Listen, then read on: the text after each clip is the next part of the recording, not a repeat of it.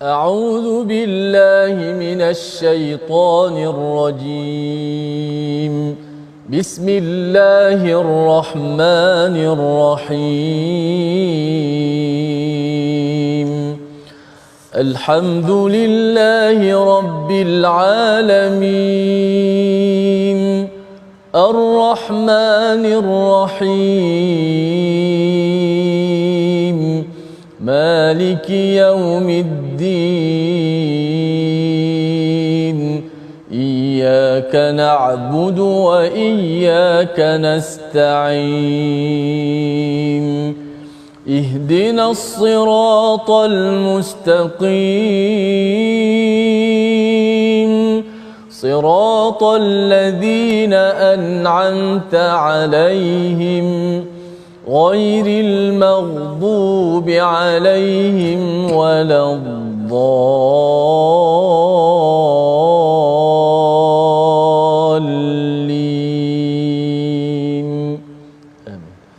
Alhamdulillahirabbil alamin wassalatu wassalamu ala asyrafil anbiya'i wal mursalin sayyidina Muhammadin wa ala alihi wa ashabihi ajma'in, amma ba'd. Assalamualaikum warahmatullahi wabarakatuh. Apa khabar tuan-puan, para penonton, ibu ayah yang dirahmati Allah sekalian? Mudah-mudahan semuanya berada dalam keadaan yang sihat sejahtera. Kita bertemu lagi dalam rancangan My Quran Time, rancangan yang akan membicarakan, meneroka, meneliti ayat-ayat Al-Quran. Di samping kita akan bertadabbur ataupun menghayati dan cuba mengamalkan apa yang kita pelajari daripada ilmu-ilmu Al-Quran. Baik, hari ini kita akan memasuki kepada surah yang baru, iaitu surah Al-Jumu'ah.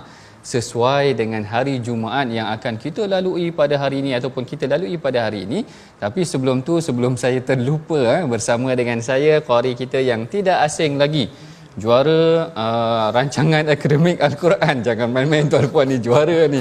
Bersama saya Ustaz Tirmizi. Apa khabar Ustaz? Baik, alhamdulillah. Doktor khabar saya. Alhamdulillah, saya nampak berseri Ustaz hari ni. Allah. Masya-Allah. Baik, ini bersama dengan kita insya-Allah, qari kita. Apa macam mana Ustaz hari Jumaat ni? Apa sepatutnya kita perbanyakkan selawat ke apa rancangannya? Betul, masya-Allah. Selain daripada kita selawat, juga kita sentiasa membaca ayat Al-Quran Al-Karim. Tak lupa surah Al-Kahfi. Masya-Allah. Sekurang-kurangnya kita cuba untuk menjadilah kelaziman kita, insya-Allah. Betul. Kalau kita ada kesempatan, tuan-puan yang dirahmati Allah, jangan lupa baca surah Kahfi pada hari Jumaat selain kita memperbanyakkan membaca selawat. Baik, sebelum kita menelusuri kajian kita ataupun pembacaan kita terhadap suratul Jumaah pada hari ini, mari sama-sama kita saksikan sinopsis pengajian kita yang akan kita lalui pada hari ini, insya-Allah, bermula daripada ayat 1 sehingga ke ayat yang ke-8 daripada suratul Jumaah. Yang pertama, semua makhluk yang ada di langit dan bumi ini bertasbih kepada Allah. Ini yang akan kita ambil daripada ayat yang pertama. Manakala ayat yang kedua dan hingga ayat keempat, ayat-ayat ini menceritakan tentang sifat dan keistimewaan Nabi Muhammad sallallahu alaihi wasallam bagi bangsa Arab dan seluruh umat manusia. Manakala daripada ayat kelima hingga ayat ke-8, kita akan menceritakan tentang keadaan kaum Yahudi yang berkaitan dengan kitab Taurat dan mengharapkan kematian. Jadi itulah secara umumnya sinopsis pengajian kita pada hari Jumaah ini tentang suratul Jumaah, dan apakah isi kandung daripada suratul Jumaah akan kita bincangkan selepas daripada ini. Sebelum kita masuk kepada perbincangannya lebih mendalam, mari sama-sama kita dengarkan dahulu bacaan yang akan dipimpin oleh Ustaz Tirmizi kita daripada ayat 1 hingga ayat ke-4, insya-Allah. Boleh Ustaz Baik, alhamdulillah. Terima kasih Doktor di atas pencerahan awal sinopsis. Dan kita berada pada surah Al-Jumu'ah, dan tempatlah dengan hari Jumaat ni. Betul. Dan ada ayat walaupun di muka surat yang ke-554 disebut tentang pada hari Jumaat. Insya-Allah sama-sama kita belajar pada hari ini suratul Jumu'ah. Kita baca ayat pertama hingga ayat yang keempat daripada surah Al-Jumu'ah dengan mulakan tarannum ataupun maqam bayati, insya-Allah. A'udzu billahi minasy syaithanir rajim. Bismillahirrahmanirrahim. يسبح لله ما في السماوات وما في الأرض الملك القدوس العزيز الحكيم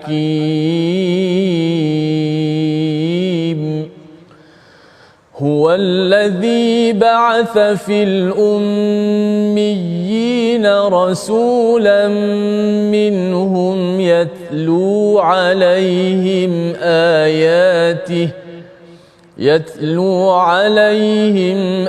آياته ويزكيهم ويعلمهم الكتاب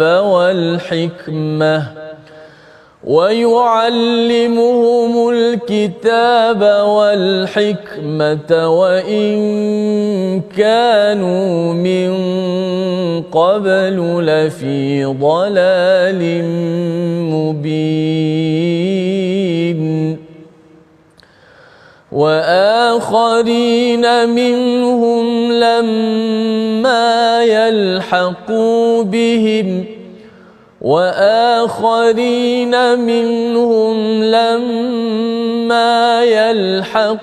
بهم وهو العزيز الحكيم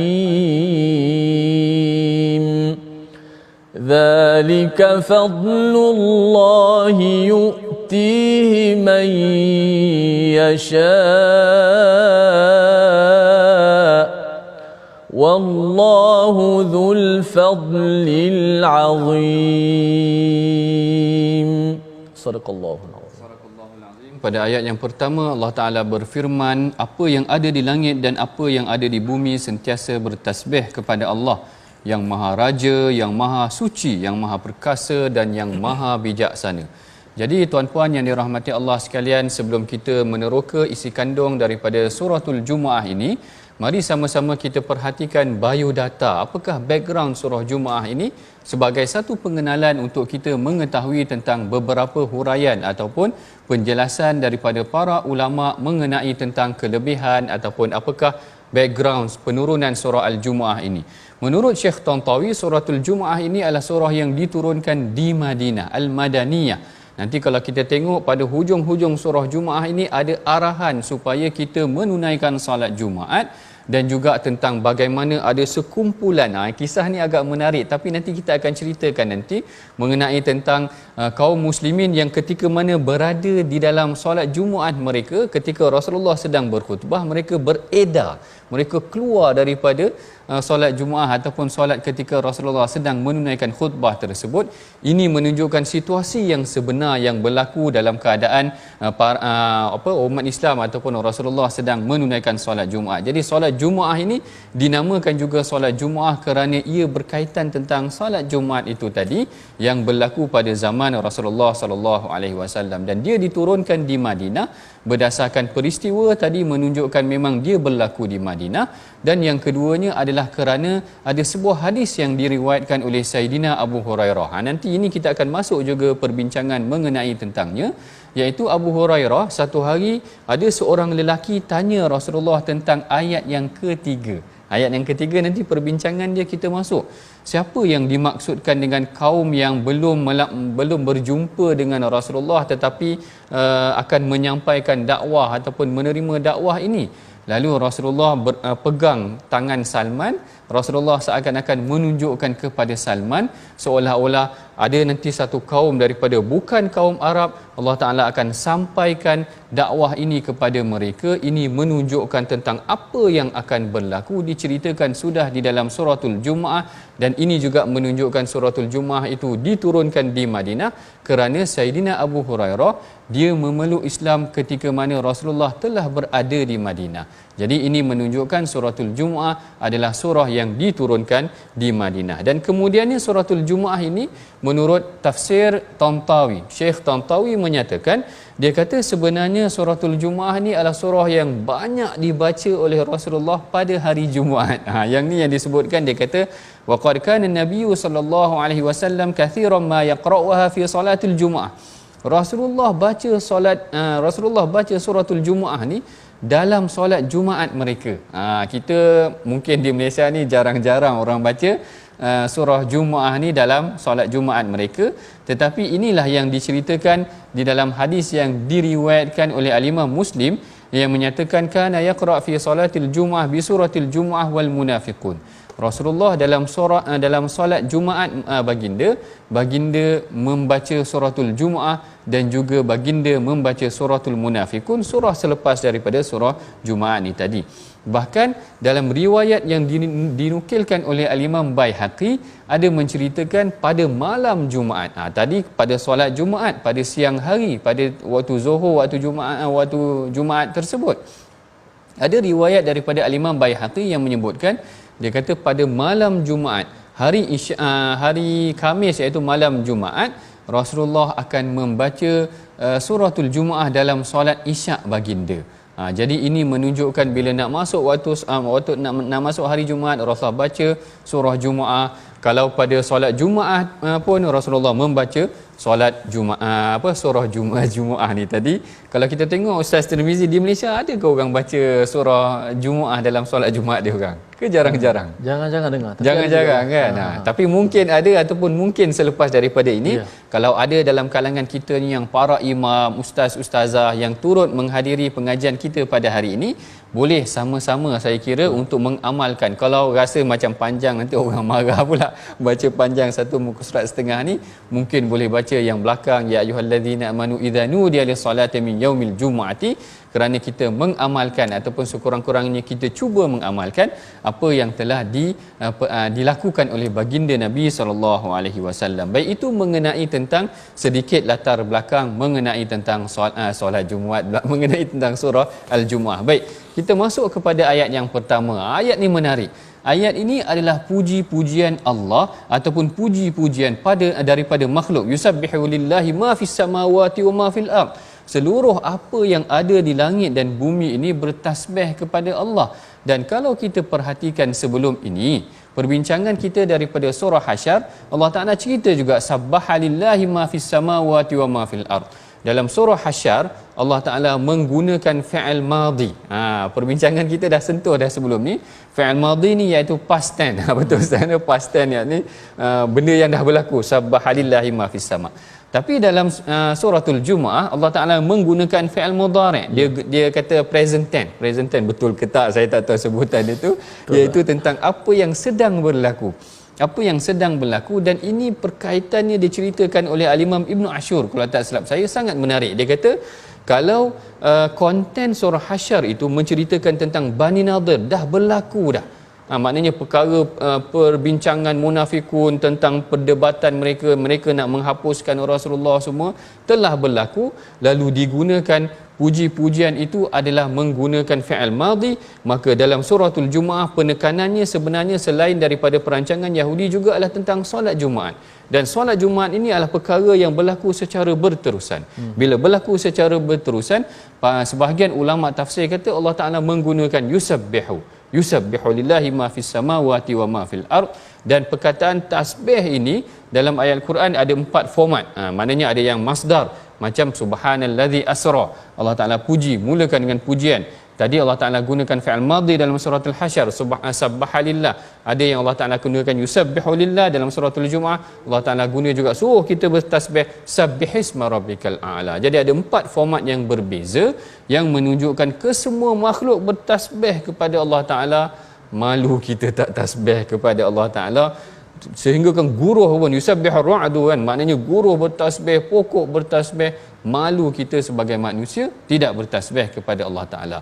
Allah Ta'ala mulakan dengan segala pujian, penyucian terhadap diri Allah Ta'ala dengan tasbih tersebut, dan kemudian dimasukkan kisah tentang seorang Nabi. Ini nikmat yang Allah Ta'ala ceritakan kepada ayat yang daripada ayat yang kedua, huwallazi ba'atsa fil ummiyina rasula. Ayat ni kalau kita tengok, Allah Ta'ala mengutuskan Nabi daripada kalangan kaum ummi. Kalau kaum ummi ni kebanyakan tafsir merujuk ataupun menyebutkan ummi ini adalah la yaktub wa la yaqra, maknanya kaum yang tidak membaca dan tidak menulis. Kalau tak silap saya, Al-Imam Sa'di menyebutkan adalah kaum yang tidak ada kitab. Kaum yang tidak ada kitab. Dan kemudiannya poin yang ni ada agak menarik ni Ustaz Tirmizi ya. Yang ni Allah Taala bagi kepada kita susunan peranan Rasul itu dalam mendidik. Yang ni yang kita buat dalam My Quran Time. Yang ni kita buat dalam My Quran Time. Allah Taala kata yatlu alaihim ayatihi wa yuzakkihim wa yuallimuhumul kitab. Allah Taala seakan-akan menunjukkan satu metod, satu kaedah untuk seorang rasul mendidik satu kaum adalah bermula dengan yatlu alaihim ayatihi. Dimulakan dengan tilawah. Tadi kan kita tengok Ustaz Tirmizi dah baca ayat Quran, tilawah dulu. Kemudian wa yuzakkihim, kemudian diberikan penyucian jiwa. Dengan tilawah Al-Quran ini, dia memberikan satu kesucian jiwa, menenangkan jiwa orang yang beriman, orang yang dengar menggeletar hati mereka, menyucikan jiwa mereka. Kemudian barulah masuk fasa yang ketiga, wa yuallimuhumul kitaba wal hikmah.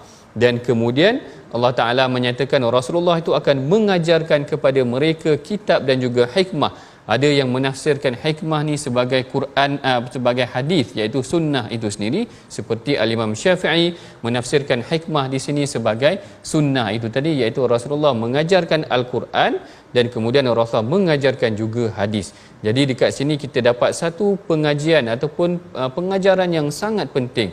Dalam pendidikan kita sebenarnya tilawah itu sangat penting. Maknanya kita mulakan dengan pengajian Al-Quran itu dengan membaca Al-Quran. Sebab tu kalau kita Ustaz Tirmizi ke Ustaz Tirmizi ke baca Al-Quran, kita sama-sama baca.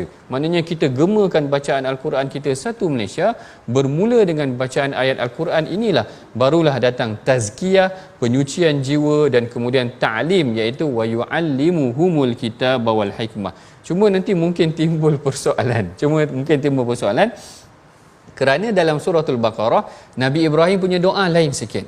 Nabi Ibrahim kata Rabbana wa ba'ath fihim rasulan minhum yatlu alaihim ayatika wa yuallimuhumul kitaba wa yuzakkihim. Kalau tak silap saya, dia dahulukan dengan ta'lim dulu, baru tazkiyah. Dia dahulukan dengan pengajaran kitab dahulu, barulah penyucian jiwa.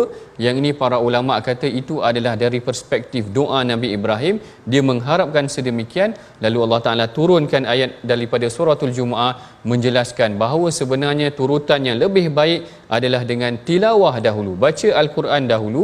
Penyucian jiwa berlaku bila penyucian jiwa kita dah bersih, lebih mudah sebenarnya untuk kita menuntut ilmu. Dan kemudiannya Allah Ta'ala menceritakan pula mengenai tentang satu kaum, wa akharina minhum lamma yalhaqu bihim wa huwal azizul hakim. Yang ni saya ingat kita nak bagi penegasan sikit, boleh Ustaz? Kita baca sedikit ayat yang ketiga, menunjukkan ada satu galakan ataupun satu penyampaian kepada satu kaum lagi yang disampaikan selepas daripada Rasulullah sallallahu alaihi wasallam. Saya persilakan Ustaz Tirmizi untuk baca sedikit ayat ketiga, insya-Allah. Baik, jom. Sebagaimana kata Dr. seperti tadi, ini antara tugas Rasul dan itulah Al-Quran Time lakukan, yatlu alaihim. Pertama sekali kita baca Al-Quran sebelum kita memahami, dan juga ada ta'lim, ada tazkiyah. Insya-Allah kita baca ayat yang ketiga, wa akharina minhum. A'udzubillahi minasyaitanir wa akharina minhum lamma yalhaqu bihim wa huwal azizul hakim.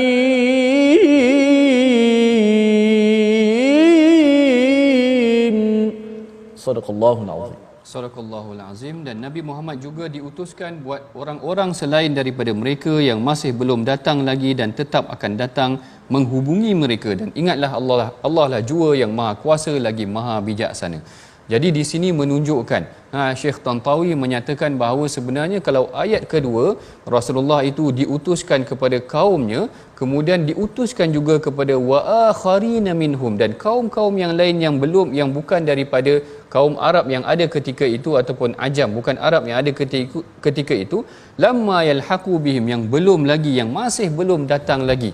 Yang ketika mana diturunkan ayat ini, macam diceritakan pada awal surah tersebut, ada seorang lelaki datang bertanya kepada Saidina datang bertanya kepada Rasulullah, siapakah yang dimaksudkan dengan kaum yang belum lagi berjumpa dengan Rasulullah ini?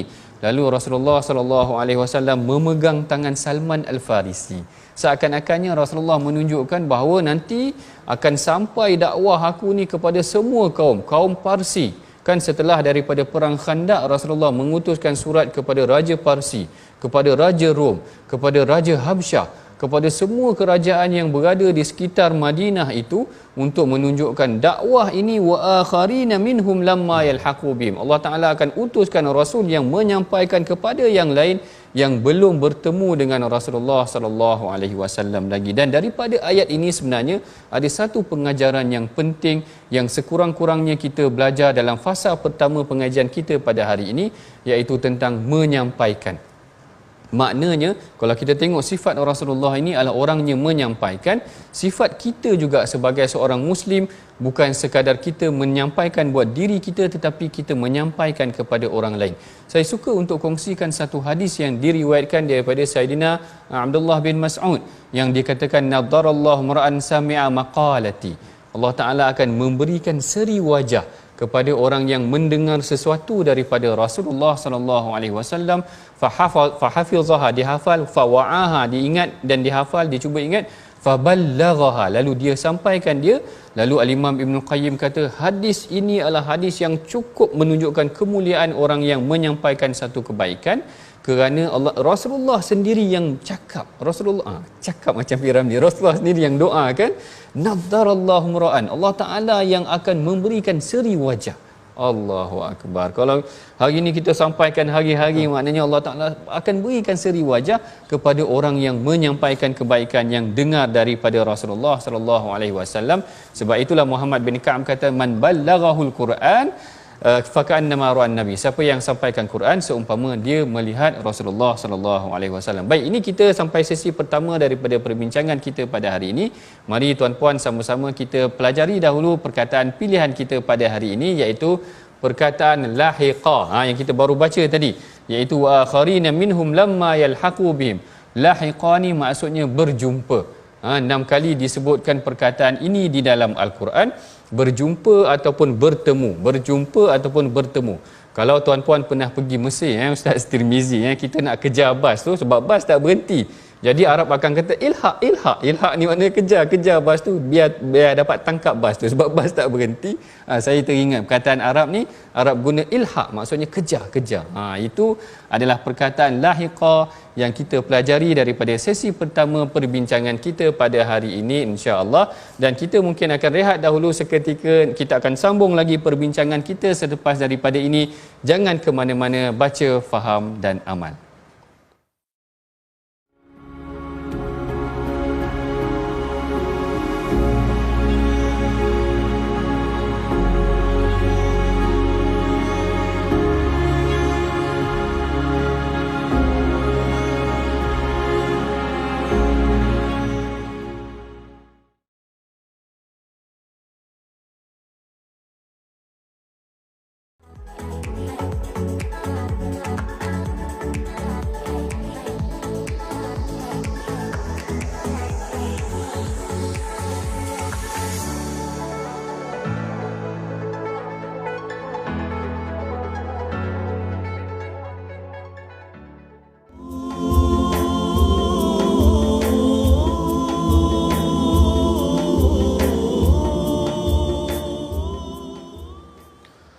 Bismillahirrahmanirrahim. Yusabbihu lillahi ma fis samawati wa ma fil ardil malikil quddusil azizil hakim.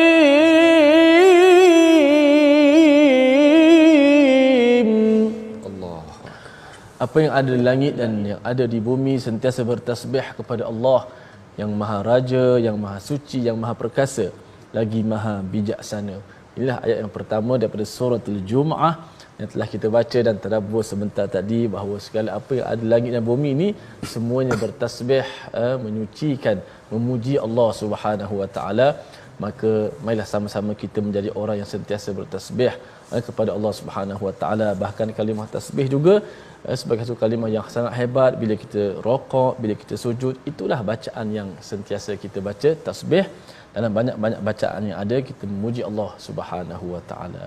Baik sahabat-sahabat, sebelum kita nak meneruskan lagi bahagian yang kedua muka surat 553 ini, ada baiknya kita belajar sedikit tajwid. Kita ulang kaji. Kita lihat slide kita pada hari ini. Dalam surah Al-Jumu'ah tadi pada ayat yang kedua, huwallazi ba'atha fil ummiyina, jelaskan sebutan kalimah al-ummiyin dalam ayat ini. Maka memanglah bila ada dua huruf ya, pertama hidup, yang kedua mati, kita nak panjangkan ya itu mesti dijelaskan betul-betul kalimah, supaya ya baris bawah dijelaskan, kemudian ada panjang dua harakat di situ. Huwallazi ba'atha fil ummiyina, huwallazi ba'atha fil ummiyina rasula. Itu contohnya. Kalimah al-ummiyin mungkin jarang ditemui dalam ayat-ayat Al-Quran Al-Karim. Maka bila jumpa tu kita nak kena buat pengulangan supaya apa? Lidah kita dapat lancar dan fasih menyebut huruf-huruf tersebut bila kita baca. Wallahu a'lam. Balik kepada Doktor. Wallahu a'lam. Terima kasih Ustaz Tirmizi yang sentiasa mendidik kita tentang pengajian, sebutan bacaan yang betul, bacaan tajwid yang betul. Kerana bacaan yang baik ini adalah bacaan yang disukai oleh Allah dan Rasulnya. Bahkan adalah bacaan yang kalau kita perelokkan bacaan kita, para malaikat sendiri mendampingi orang-orang yang membaca Al-Quran dengan bacaan yang baik. Baik, kalau tadi kita dah masuk perbincangan tentang kelebihan, tentang tasbih, kemudian tentang nikmat yang Allah Ta'ala berikan kepada umat ini, iaitu daripada Rasulullah, pengutusan Rasul, kaedah pendidikan ataupun metod pendidikan yang diajar oleh Rasulullah tentang tilawah, tentang tazkiyah, iaitu zakihim, dan ta'lim itu tadi. Kemudian kita ceritakan juga bagaimana akan sampai dakwah ini kepada kaum-kaum yang lain. Maka pada kali ini, pada sesi yang kedua ini, kita akan bincangkan pula tentang satu kaum yang mana kaum ini telah disampaikan kepada mereka kitab, tetapi mereka tidak mengamalkan kitab tersebut. Bahkan mereka cuba lari daripada mengamalkan ataupun memusuhi Allah dan Rasul itu juga. Jadi yang ini kita akan baca pada sesi yang kedua ini, bermula daripada ayat yang ke-5 sehingga ayat yang ke-8, yang akan dipimpin bacaannya oleh Ustaz Tirmizi kita. Silakan Ustaz. Baik, alhamdulillah, terima kasih Fadil Doktor. Kita akan bacakan seterusnya pada ayat yang ke-5 hingga ayat yang ke-8 pada muka surat 553 ini. Jom sama-sama kita baca. A'udzu billahi minasy syaithanir rajim. Bismillahirrahmanirrahim. مثل الذين حملوا التوراة ثم لم يحملوها كمثل الحمار يحمل أسفارا بئس مثل القوم الذين كذبوا بآيات الله والله لا يهدي القوم الظالمين قل يا أيها الذين هادوا إن زعمتم أنكم أولياء لله زعمتم أنكم أولياء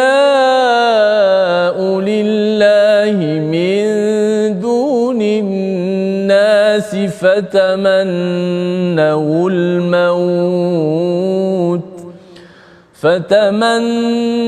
الموت إن كنتم صادقين ولا يتمنونه أبدا بما قدمت أيديهم والله عليم بالظالمين قل إن الموت الذي تفرون منه فإنه ملاقيكم ثم تردون إلى عالم الغيب والشهادة فينبئكم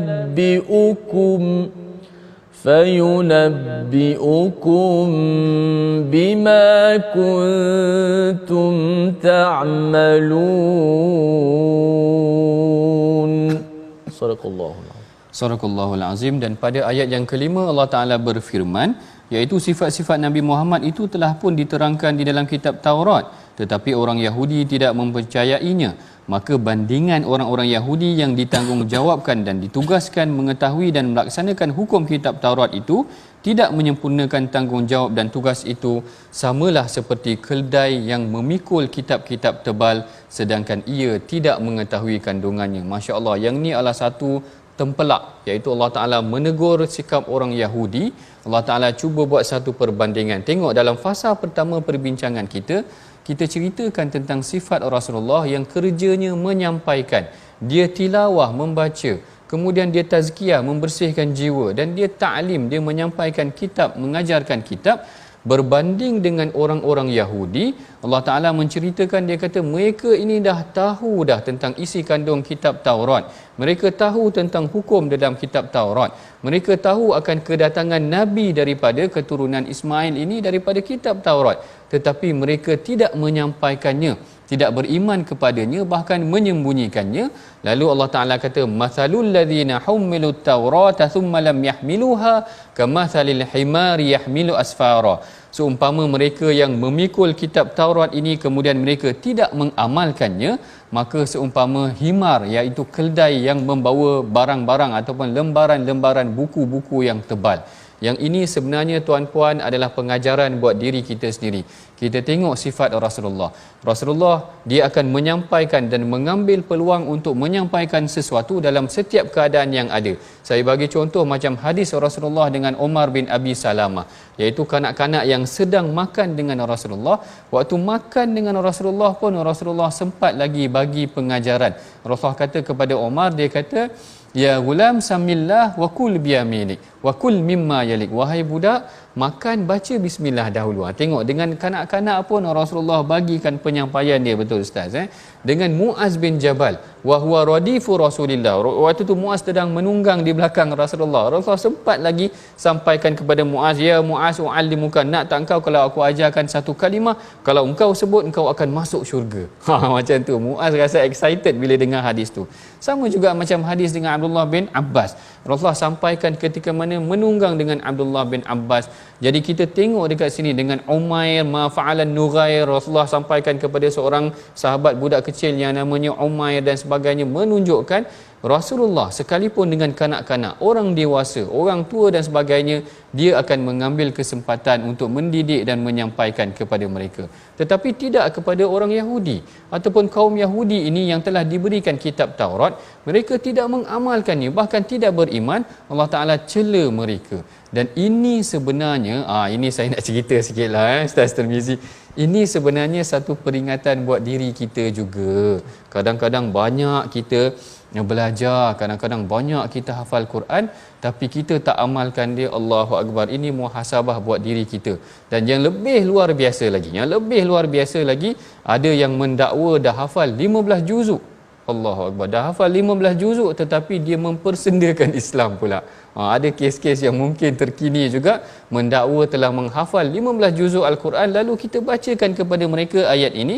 Orang yang menghafal kitab Taurat ini, sekiranya mereka tidak mengamalkannya, Allah Ta'ala kata, kamathalil himari yahmilu asfara, seumpama keldai yang memikul lembaran-lembaran. Sama juga kalau kita menghafal berapa banyak Al-Quran sekalipun, tetapi sekiranya kita tidak mengamalkan Al-Quran tersebut, kita bimbang kita tergolong dalam golongan yang Allah Ta'ala umpamakan dalam ayat yang kelima daripada surah Al-Jumu'ah ini tadi. Bahkan Bahkan sekiranya kita telah pun menghafal lebih banyak Al-Quran dan kita telah menyampaikannya, jangan pula kita tidak mengamalkan apa yang telah kita sampaikan. Kerana perkara ini pernah diberikan penegasan ataupun amaran daripada Rasulullah. Rasulullah menceritakan tentang seorang lelaki yang telah dicampak di dalam neraka. Yang ni saya pun takut sebenarnya tuan-puan nak cakap, kerana saya pun guru juga yang menyampaikan hadis dan Al-Quran. Tetapi ini peringatan buat kita sama-sama. Rasulullah kata, yuja'u birajulin fayatrahu fin nari fayathanu fiha ka tahnin himar birahahu fayutifu bihi ahlun nar fayaqulu ya fulan alasta kunta ta'muru bil ma'ruf wa tanha 'anil munkar.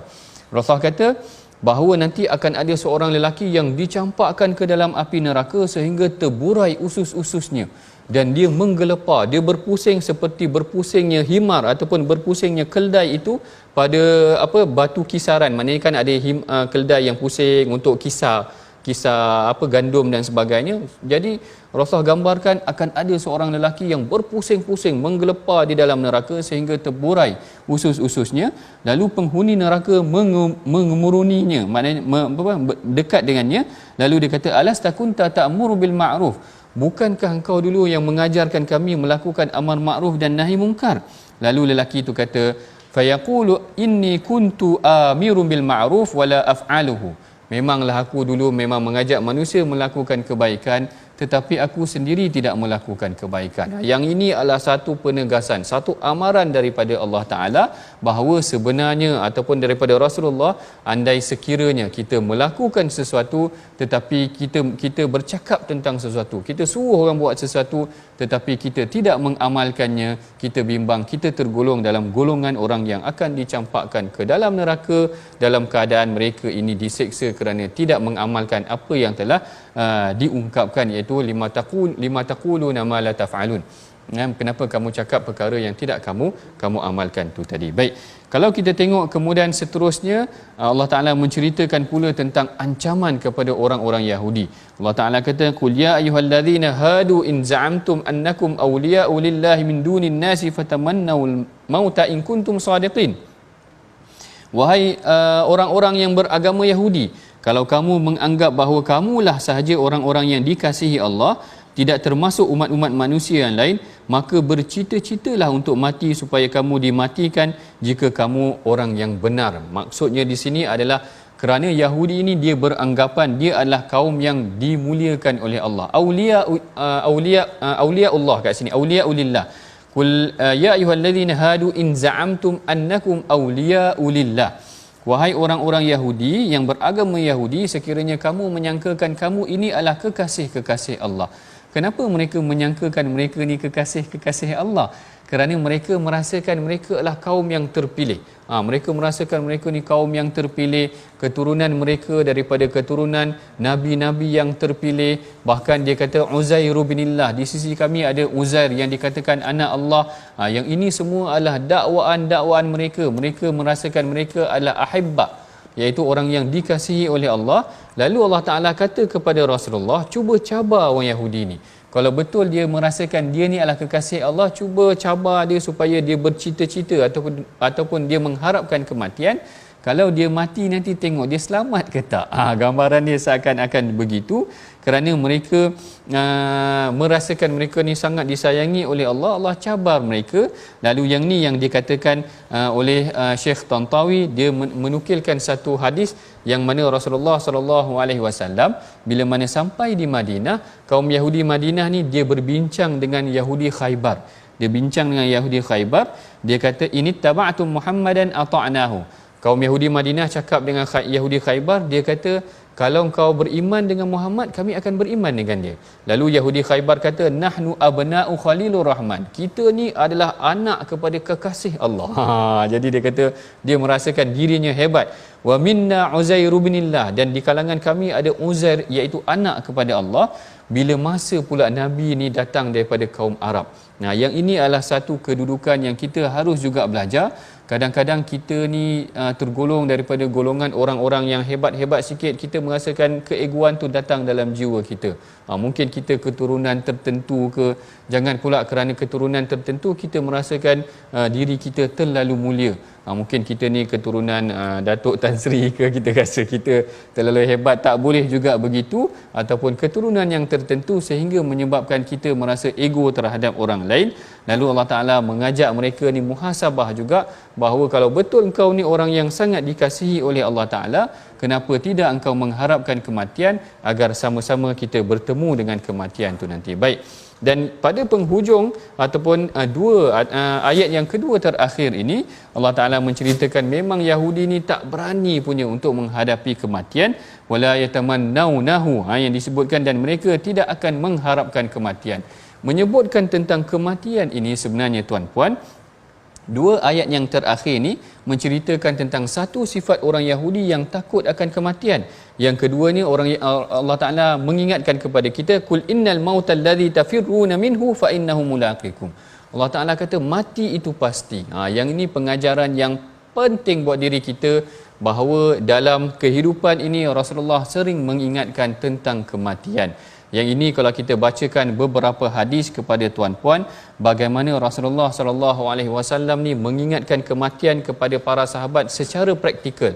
Rasulullah pernah duduk di tepi kubur tuan-puan, menanam setelah selesai daripada mengebumikan seorang sahabat, lalu Rasulullah duduk di tepi kubur tu sampai Rasulullah menangis sehingga membasahi air mata baginda membasahi tanah.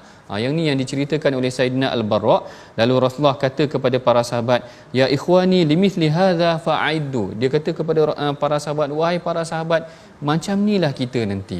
Yang ini sebenarnya satu pengajaran yang perlu kita lalui sendiri bila kita menguruskan jenazah. Kita datang kepada orang yang sedang menguruskan jenazah, maknanya kita pergi ke kubur tanam jenazah, cuba ambil kesempatan tersebut untuk ingat tentang kematian kita nanti. Nanti esok kita sendiri yang akan masuk ke dalam kubur tersebut. Jadi ini adalah apa yang dilakukan oleh Rasulullah secara praktikal.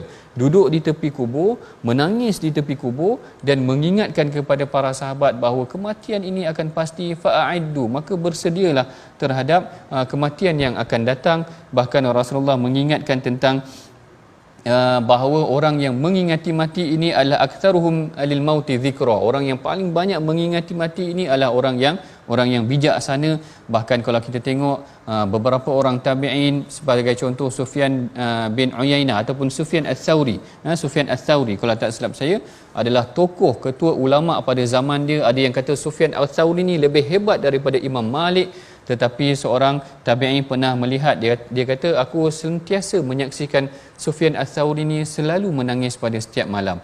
Lalu apabila ditanya kepada dia, kenapa engkau, apa yang membuatkan kau selalu menangis? Lalu Sufyan Ats-Tsauri kata, aku bimbang bagaimana pengakhiran hidup aku nanti.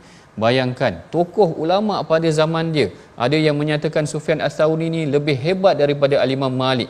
Sungguh tinggi kedudukan dia macam tu pun, dia masih lagi takut akan bagaimana untuk menghadapi kematian.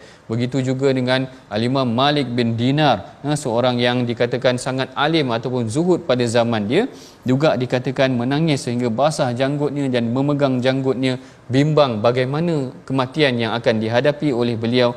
Ini adalah contoh-contoh yang kita tunjukkan bagaimana Rasulullah sendiri mengingatkan kepada para sahabat bahawa kematian akan datang. Kematian adalah satu perkara yang pasti. Tidak ada manusia yang akan hidup kekal selamanya.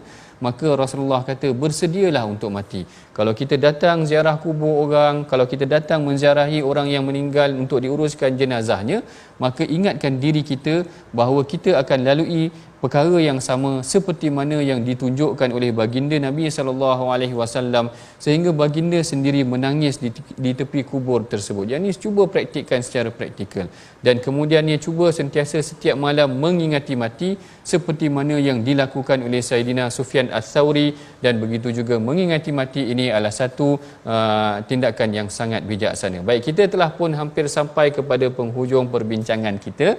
Sebelum itu, mari sama-sama kita bacakan resolusi ataupun apakah yang boleh kita amalkan daripada pengajian kita pada hari ini. Yang pertamanya, raih kemuliaan dan kebahagiaan dengan beriman kepada Allah, mengikuti Rasulullah, bukan sahaja mengikuti, bahkan menyampaikan seperti yang dilakukan oleh Rasulullah.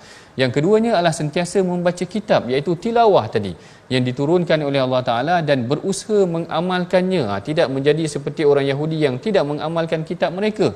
Dan yang ketiganya, istiqamah dalam kebaikan, sebagai persiapan untuk menuju kematian. Jadi ini adalah antara resolusi perkara-perkara yang kita boleh amalkan daripada halaman pertama pada halaman 553 daripada suratul Jumaah yang boleh kita amalkan sebagai panduan buat diri kita. Mudah-mudahan Allah Ta'ala memberkati pengajian kita, dan mudah-mudahan bagi memberkati pengajian kita pada hari ini, mari sama-sama kita bacakan doa. Mudah-mudahan Allah Ta'ala merahmati kita semua yang akan bacaannya dipimpin oleh Ustaz Tirmizi kita. Silakan Ustaz. Bismillahirrahmanirrahim. Alhamdulillah wassalatu wassalamu ala Rasulillah. Allahumma khtim lana bi husnil khatimah wa la takhtim alaina bi su'il khatimah. Ya Allah, akhirlah kehidupan kami ya Allah dengan husnul khatimah ya Allah. Amin. Akhirlah kehidupan kami ini ya Allah, bantulah kepada kami ya Allah sentiasa dengan membaca Al-Quran dengan ihsan dalam iman ya Allah. Dan akhirlah kehidupan kami ya Allah dengan kalimah kami sentiasa boleh mengucapkan kalimah syahadah la ilaha illallah Muhammadur Rasulullah. Ya Allah ya Tuhan kami, terima segala amalan kami, ampunkanlah dosa kami, permudahkanlah segala urusan kami dunia dan hari akhirat ya Allah. Amin. Amin ya rabbal alamin. Walhamdulillahi rabbil alamin. Alhamdulillah, moga Allah Subhanahu wa taala sentiasa memberi kekuatan kepada kita untuk terus kita melakukan amalan soleh, dan saya mengajak kepada semua sahabat-sahabat Al-Quran untuk sentiasa turut menyumbang dalam tabung gerakan Al-Quran. Moga-moga dapat memberi manfaat kepada umat. Bersama-sama kita belajar Al-Quran, baca, faham, amal.